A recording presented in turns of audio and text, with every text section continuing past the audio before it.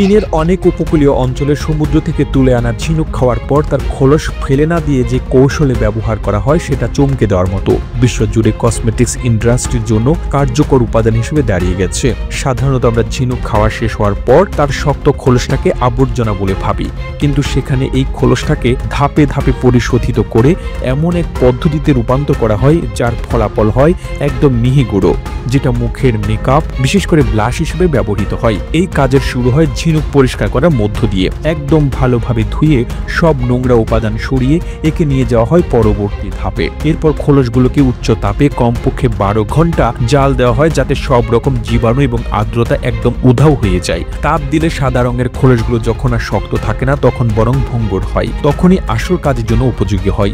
এরপর একে একে এই খোলসগুলোকে হাতুড়ি বা দাঁড় পিঠ দিয়ে ভেঙে ছোট ছোট টুকরো করা হয় যেন পরে সহজে গুঁড়ো বানানো যায়। তারপর এই টুকরোগুলোকে ছাঁকুনি দিয়ে চালানো হয় যাতে মোটা টুকরোগুলো বাদ পড়ে এবং মিহি অংশ আলাদা হয়। এই মিহি অংশটাকে আবার গ্রাইন্ডার বা ম্যানুয়াল পদ্ধতিতে একদম পাউডারের মতো করে তোলা হয় যতক্ষণ না এটা চোখে পড়ার মতো স্মুথ পেস্ট হয়। এরপরে ঝিনুক খোলসের গুঁড়োর সঙ্গে মেশানো হয় আরও কিছু উপাদান যেমন gypsum powder, talcum powder, mother earth powder এবং কাঠচিল পাউডার।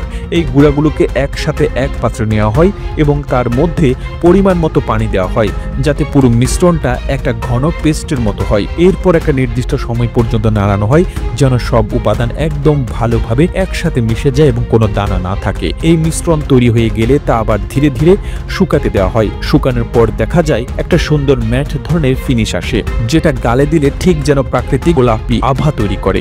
আসলে এই পুরো প্রক্রিয়াটি এমনভাবে করা হয় যাতে এতে কোনো কেমিক্যাল বা কৃত্রিম রং না লাগে, কারণ ঝিনুকের খোলসে থাকা প্রাকৃতিক খনিজ উপাদানগুলোই এমন এক ধরনের আভা তৈরি করে যা ত্বকে সহজে বসে যায় এবং সারাদিন ধরে থাকে। এই ব্লাশ তৈরি করার পদ্ধতিতে যেটা সবচেয়ে গুরুত্বপূর্ণ সেটা হলো উচ্চ তাপে খোলস গরম করা এবং একদম নিখুঁতভাবে গুঁড়ো তৈরি করা, কারণ যদি গুঁড়োটা একদম মোটা বা খসখসে হয় তাহলে সেটা মুখে দিলে দাগ পড়ে বা চামড়া খসখসে দেখায়। আর তাই এই ধাপগুলোতে বেশ দক্ষ লোকজন লাগে যারা হাতে কাজ করে একদম নিখুঁত পেস্ট বা পাউডার তৈরি করে। এই ব্লাশ পরে একদম ছোট ছোট কৌটায় ভরা হয় এবং স্থানীয়ভাবে কিংবা অনলাইনের মাধ্যমে বিক্রি করা হয়। আজকে বিশ্বের বড় বড় কসমেটিক কোম্পানিও এসব দেশীয় উদ্যোক্তাদের কাছ থেকে প্রাকৃতিক উপাদান কিনে নিচ্ছে, কারণ তারা বুঝে গেছে কেমিক্যাল দিয়ে বানানো কসমেটিক এখন বাজারে টিকে থাকতে পারছে না।